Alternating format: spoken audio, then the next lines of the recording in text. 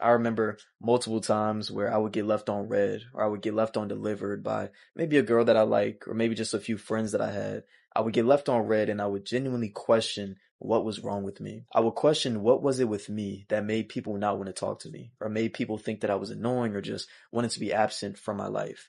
And it got so bad to a point where I really wanted to change myself. I wanted to turn myself into a likable person. I wanted to turn myself into a completely different person. Like I even mentioned at the beginning of this video, I have this journal from high school where I really just wrote about wanting to change myself to become more likable by everybody in my life. And obviously I feel like I've grown from that. I don't think that I think the same way back then, but it's still remnants of that even currently today. Even now, currently, I would get the thought that I want to change myself to become a different person. And although it's not as bad as before, it still comes up for some reason. But it doesn't really impact me as much as it did back then.